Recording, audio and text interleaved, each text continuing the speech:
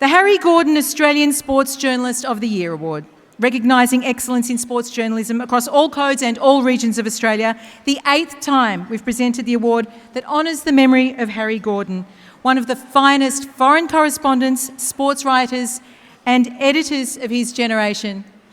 Please welcome a panel judge of the award, Louise Evans, to the stage to announce the finalists.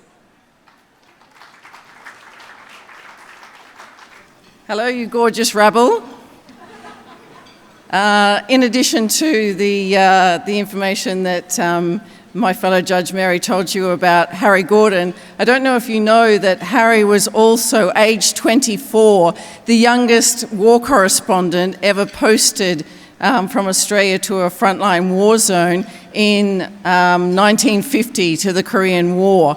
And to get his copy out, he had to fly, and to avoid the censors, he had to fly from Korea back to Tokyo to get to dictate his stories out back to Australia over the Reuters wire.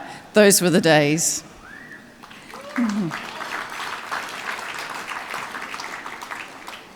But we're here to talk about some other legends. One moment. We're here to speak about some other legends of Australian sport. First of all, I'd like to thank my fellow judges, MG, Mary Guerin, and also Jeff Slattery.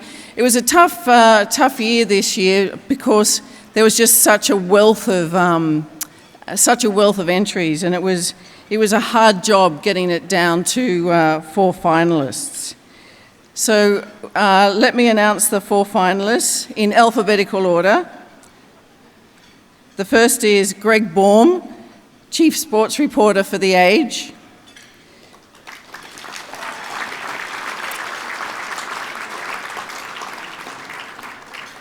Greg's a legend, as you know, but he was nominated this year for his deep dive into the Deconian AFL brothers from the Footy Brothers, his insightful and his sophisticated tributes to the great Shane Warne and Roger Federer, and his penetrating attack on Greg Norman for joining the LIV Golf Tour. Our second finalist has already picked up an award tonight. Congratulations, Sam. Sam Lamsberger, sports journalist for News Corp Australia. Sam has been nominated for his scoops on the endemic sexism and abuse suffered by AFL female umpires and racism against AFL players, and for exposing the scandal circulating newly appointed Essendon Chief Executive Andrew Thorburn, who lasted just 24 hours in the top job after the revelations published by Sam.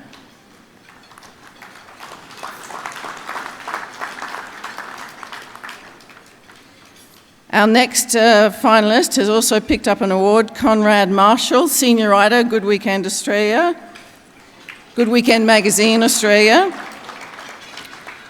He's been nominated for the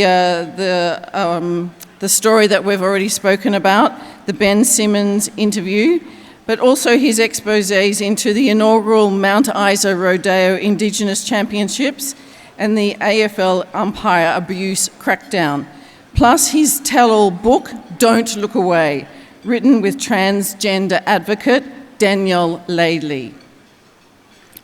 And our last, well done, Konrad. And our 4th finalist is a man known to you all, I'm sure, Mark Robinson, Chief Football Writer for the Herald Sun. Mark was nominated for his revealing and successful fishing expedition with AFL star Patrick Dangerfield, and for his exclusives into sexism and racism in the AFL.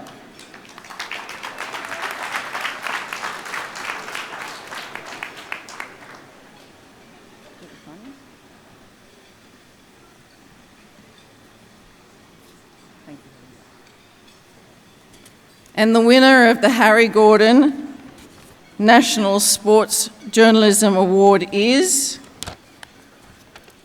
Konrad Marshall.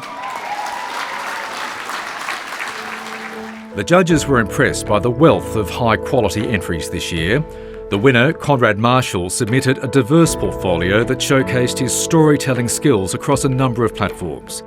He travelled widely to gain exclusive interviews and revelations about Australia's sporting elite, Ben Simmons and Peter Bol, AFL umpires and Indigenous rodeo riders. He also engaged with former AFL star and transgender advocate Danielle Laidley to tell her life story in book form. Konrad's impressive suite of original, well-structured stories combine frontline reporting with keen third-eye analysis, memorable lines, subtle humour and a sensitivity to his subjects and locales.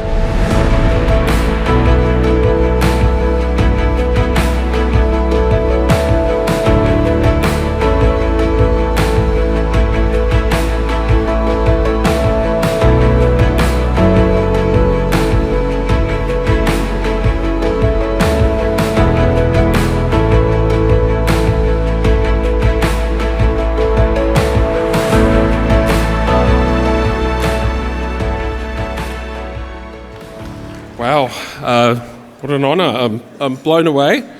I don't want to take up too much of your time. We've heard a lot of really good speeches tonight and mine won't be one of them. So I'll just get straight to my thank yous. Thanks to the Press Club for putting on these nights, and in particular the judges of all categories for wading through what must be just a sea of material. All great, but it's still got to be a slog at some point.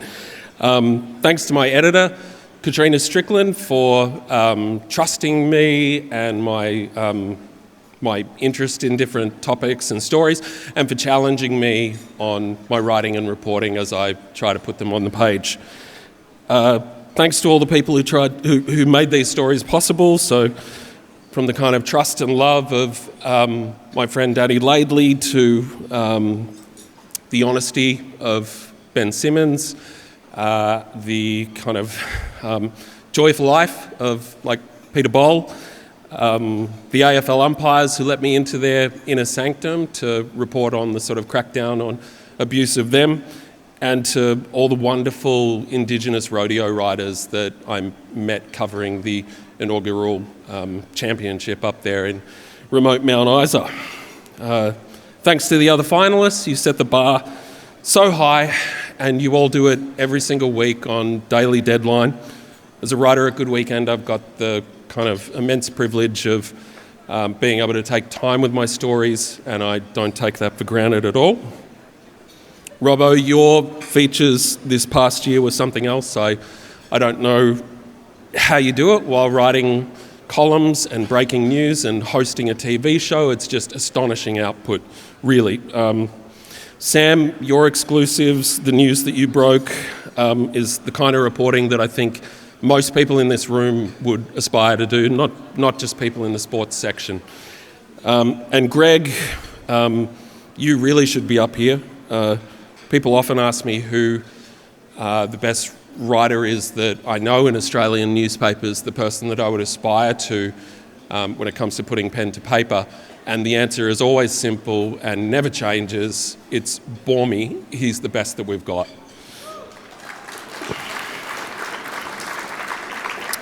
And finally, thanks to the Gordon family. I didn't know Mickey as well as most of my colleagues, or many of my colleagues at The Age did, but his reputation, the abiding respect and love that he had kind of precedes him, and he was nothing but generous in his guidance and advice to me on quite a few projects.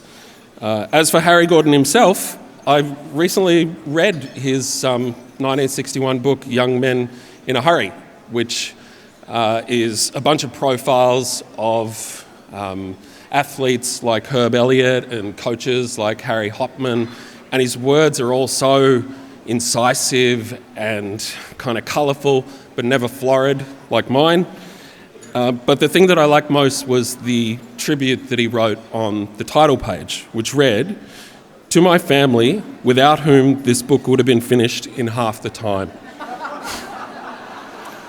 I love that. I love that his family distracted him and slowed him down in the best possible way. And so my very final thank you is to my family, to my beautiful wife, Nikki, my lovely son, Charlie, for slowing me down in the best possible way. Thank you and have a wonderful night.